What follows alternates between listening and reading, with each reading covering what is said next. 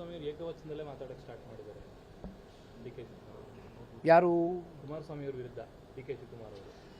ಇಲ್ಲಿ ಮಾತಾಡಲಿ ಬನ್ನಿ, ಅದಕ್ಕೇನಂತ ರಾಜ್ಯದ ಜನ ನೋಡ್ತಾ ಇದ್ದಾರೆ. ಇವತ್ತಿಂದಲ್ಲ, ಭಾಳ ದಿನಗಳಿಂದ ಏಕವಚನದಲ್ಲಿ ಮಾತಾಡ್ತಾ ಇದ್ದಾರೆ. ಇದು ಕುಮಾರಣ್ಣ ಅವ್ರ ಬಗ್ಗೆ ಅಂತಕ್ಕಂಥದ್ದು ಅಷ್ಟೇ ಅಲ್ಲ. ಈಗ ಮೊನ್ನೆ ಮಂಡ್ಯ ಜಿಲ್ಲೆಯ ಜನತೆ ಬಗ್ಗೆ ಒಂದು ಹೇಳಿಕೆ ಕೊಡ್ತಾರೆ. ಬಹುಶಃ ಅವರ ಪಕ್ಷದ ಕಾರ್ಯಕ್ರಮದಲ್ಲಿ ವೇದಿಕೆಯಲ್ಲಿ ನಿಂತು ಛತ್ರಿಗಳು ಅಂತ ಹೇಳ್ತಾರೆ. ಅದಕ್ಕೆ ಪೂರಕವಾಗಿ ಮಂಡ್ಯ ಜಿಲ್ಲೆಯ ಕಾಂಗ್ರೆಸ್ನ ಒಬ್ಬ ಶಾಸಕ 7ರಲ್ಲಿ 6 ಜನ ಗೆಲ್ಸಿದ್ದಾರೆ.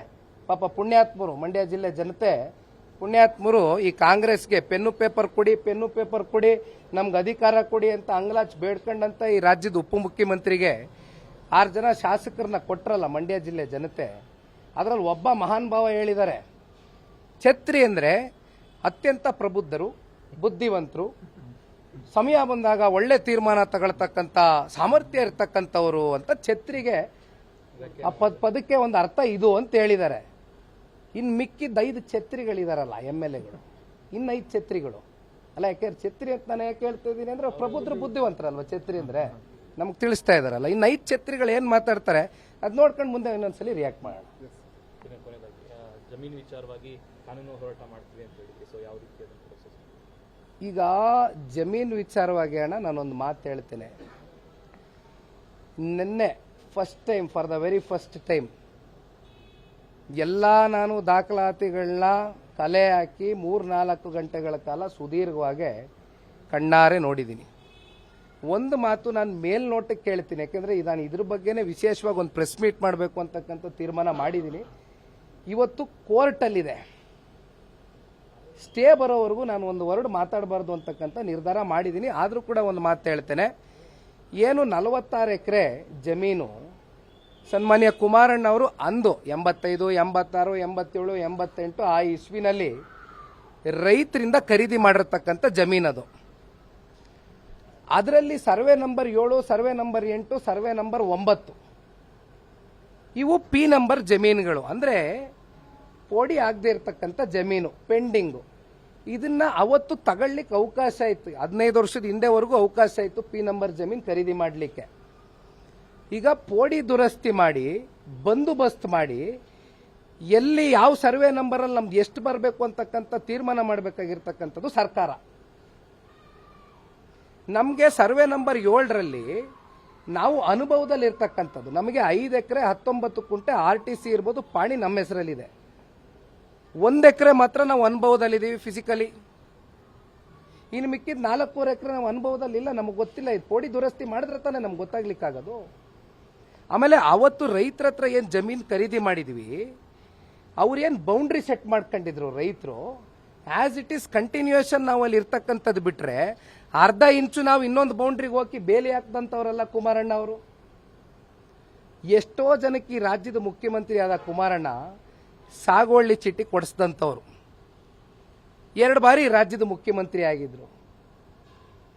ಅವ್ರಿಗೆ ಗೊತ್ತಿರಲಿಲ್ಲವೇ ಇದನ್ನು ಸರಿಪಡಿಸ್ಕೊಳ್ಳಕ್ಕೆ? ಪೋಡಿ ದುರಸ್ತಿ ಮಾಡಿ ಅಂತ ಅರ್ಜಿ ಕೊಟ್ಟಿದ್ದೀವಿ, ಇಲ್ಲಿವರೆಗೂ ಮಾಡಿಲ್ಲ.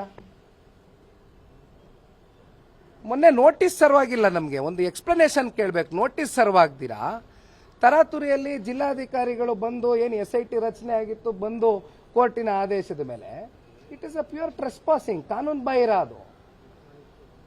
ಆಮೇಲೆ DC ಹೇಳ್ತಾರೆ 14 ಎಕರೆ ಇವತ್ತು ಜಮೀನು ಒತ್ತುವರಿಯಾಗಿದೆ ಸರ್ಕಾರಿ ಜಮೀನು ಅಂದ್ರೆ, on what basis are you talking? Is it not a confidential matter? ಯಾವ 14 ಎಕರೆ ಒತ್ತುವರಿಯಾಗಿದೆ? ಇವತ್ತು ಕಾಲ ಹೇಗಿದೆ ಅಂದ್ರೆ ಸಮಾಜ ಆರೋಪ ಬಂದ ತಕ್ಷಣ ಅಪರಾಧಿ ಮಾಡ್ತಾರೆ. ಇವತ್ತು ಅದರ ಒಳಗಡೆ ಇರ್ತಕ್ಕಂಥ ವಾಸ್ತವಾಂಶದ ಬಗ್ಗೆ ಆ ಡೀಟೇಲಿಂಗ್ ಡೆಪ್ತ್ ಅನಾಲಿಸಿಸ್ ಯಾರು ಮಾಡ್ಲಿಕ್ಕಿಲ್ಲ. ಇವತ್ತು ರೀಲ್ಸ್ ಕಾಲ, ಶಾರ್ಟ್ಸ್ ಕಾಲ. ಈಗೇನು ಅಂತಿಮವಾಗಿ ಕುಮಾರಣ್ಣವರ ಒಂದು ವ್ಯಕ್ತಿತ್ವಕ್ಕೆ ಮಸಿ ಬೆಳಿಬೇಕು, ಕಪ್ ಚುಕ್ಕೆ ತಗೊಬರ್ಬೇಕು, ಅಷ್ಟೇ ಅಲ್ವಾ ಅಂತಿಮ? ಇದರಿಂದ ಯಾರ್ಯಾರಿದ್ದಾರೆ, ಏನೇನಿದೆ ಅಂತಕ್ಕಂಥದ್ದು ಇವತ್ತು ನಾನು ಚರ್ಚೆ ಮಾಡಲ್ಲ. ಎಲ್ಲವೂ ಕೂಡ ಸರ್ವೆ ಮ್ಯಾಪ್ ರೆಡಿ ಆಗಿದೆ. ನಿನ್ನೆ ಫಸ್ಟ್ ಟೈಮ್ ಇವ್ರು ಬಂದು ಇವೆಲ್ಲ ಏನು ಮಾಡ್ಕೊಂಡು ಹೋದ್ರಲ್ಲ ಸರ್ಕಾರದವರು, ಪಾಪ ರೆಡ್ ಫ್ಲಾಗ್ ಇಟ್ಟು ಹೋದ್ರಲ್ಲ, ಫಸ್ಟ್ ಟೈಮ್ ಟೋಟಲ್ ಸ್ಟೇಷನ್ ಮಾಡಿಸಿದ್ದೀನಿ. ಸಂಪೂರ್ಣ ಮಾಹಿತಿ ಕೊಡ್ತೀನಿ, ಎಲ್ಲೆಲ್ಲಿ ಏನೇನಿದೆ ಇಂಚ್ ಮಾಹಿತಿ ಕೊಡ್ತೀನಿ. Everything I will speak. But press meet ಕರಿತೀನಿ ಇದಕ್ಕೋಸ್ಕರನೇ. ಬಟ್ ಸ್ಟೇಗೆ ಹಾಕಿದ್ದೀವಿ. ಅದ ನಂತರ ನಾನು ಮಾತಾಡ್ತೀನಿ. ಒಂದು ಇಂಚು ನೀವು ತಗೊಂಡಿದ್ದೀವಿ. ನಾನು ಎಲ್ಲ ಮಾತಾಡ್ತೀನಿ ಅಣ್ಣ. ಸ್ಟೇಗೆ ಹಾಕಿದ್ದೀವಿ. ಅದು ಬಂದ ಮೇಲೆ ಎಲ್ಲವೂ ನಿಮ್ಮ ಮುಂದೆ ತೆರೆದ ಪುಸ್ತಕದ ರೀತಿ ಇಡ್ತೀನಿ. ಏನು ಮುಚ್ಚುಮರೆ ಇಲ್ಲ. ಕರ್ನಾಟಕ ಬಂದಿದೆ, ಕನ್ನಡ ಸಂಘಟನೆಗಳು ಬಂದಿಗೆ ಕರೆ ಕೊಟ್ಟಿದ್ದಾರೆ. ಸೊ ಈ ಸಂದರ್ಭದಲ್ಲಿ ಈಗ ಮೊನ್ನೆ ಬೆಳಗಾವಿಯಲ್ಲಿ ನಡೆದಂಥ ಒಂದು ಘಟನೆ ಏನಿದೆ, ನಿಜಕ್ಕೂ ಕೂಡ ಎಲ್ಲ ಕನ್ನಡಿಗರು ತಲೆ ತಗ್ಗಿಸ್ತಕ್ಕಂಥ ಒಂದು ಘಟನೆ. ನಾವು ತಲೆ ತಗ್ಗಿಸ್ತಕ್ಕಂಥದ್ದಂದ್ರೆ ತಲೆ ತಗ್ಗಿಸ್ತಕ್ಕಂಥದ್ದಕ್ಕೆ ಮಾಡಿದಾರೆ, ವಾತಾವರಣ ಸೃಷ್ಟಿ ಮಾಡಿದ್ದಾರೆ ಇವತ್ತು. ಆದರೆ ಒಂದು ಹೇಳ್ತೇನೆ, ಕನ್ನಡಿಗರು ಅತ್ಯಂತ ಸ್ವಾಭಿಮಾನಿಗಳು. ಸ್ವಾಭಿಮಾನ ಕೆರಳಿದಾಗ ನಾವು ಯಾವ ಹಂತಕ್ಕೆ ಬೇಕಾದರೂ ಹೋಗಿ ಆ ಸ್ವಾಭಿಮಾನ ಉಳಿಸ್ಕೊಳ್ತಕ್ಕಂಥದ್ದು ಕೂಡ ನಮಗೆ ಗೊತ್ತಿದೆ. ಹಾಗಾಗಿ ಇವತ್ತು ಕನ್ನಡ ಪರ ಸಂಘಟನೆಗಳು ಇವತ್ತೇನು ಬಂದನ್ನು ಕರೆದಿದ್ದಾರೆ. ಇವತ್ತು ಅವರ ಕೆಲಸವನ್ನು ಅವ್ರು ಮಾಡ್ತಾ ಇದ್ದಾರೆ. ಸರ್ಕಾರಕ್ಕೆ ಒಂದು ಎಚ್ಚರಿಕೆ ಕೊಡಬೇಕು, ಕೊಡ್ತಾ ಇದ್ದಾರೆ. ಅದಕ್ಕೆ ನಮ್ಮ ಸಹಮತ ಇದೆ. Thank you.